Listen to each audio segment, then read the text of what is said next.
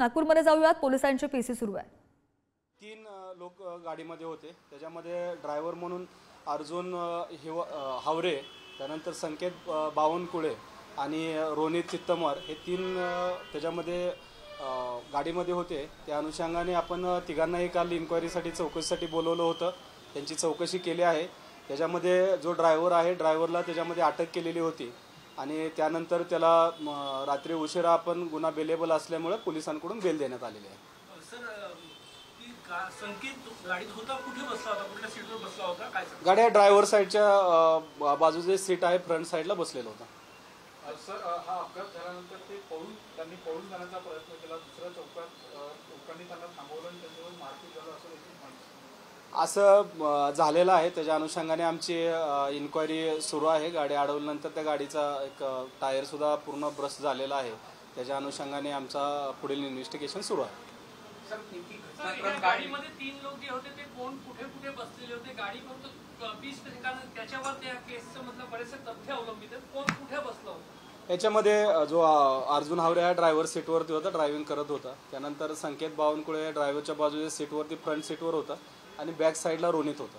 Sir, कुठून आले होते आणि कुठे जात होते? याच्यामध्ये ते कुठून येत होते त्या संदर्भात आपण सीसीटीव्ही फुटेज हे करत होतो। एका ठिकाणी हॉटेलमधून जेवण करून निघाले होते आणि त्याच्या अनुषंगाने जेवण झाल्यानंतर घरी जात असताना हा अपघात झालेला आहे।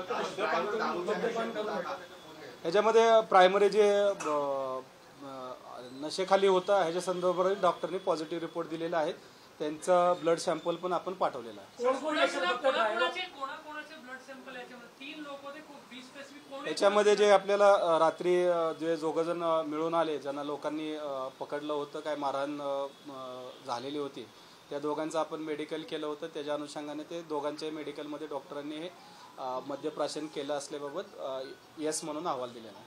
स्पीड 150ची म्हणजे अशी पण माहिती मिळाली। स्पीड बाबत आपण आता आरटीओ आणि ऑडीचे जे शोरूम इथं आहे त्यांना टेक्निशियनना बोलवून त्याची आपण पडताळणी करून घेत आहोत। सर, गाडीमध्ये संकेत होता, इतर दोघांवर गुन्हे दाखल झाले, संकेतवर का गुन्हा दाखल झाला? याच्यामध्ये एकावरतीच गुन्हा दाखल आहे, ड्रायव्हरवरती। रोनितवर सुद्धा गुन्हा दाखल नाही आहे किंवा संकेतवरती नाही आहे, पण आमचा त्याच्या संदर्भात तपास सुरू आहे आणि त्याच्या संदर्भात त्यांच्याकडे लायसन आहेत नाहीत, गाडी चालकाकडे कसे गेले या संदर्भात इन्क्वायरी सुरू आहे।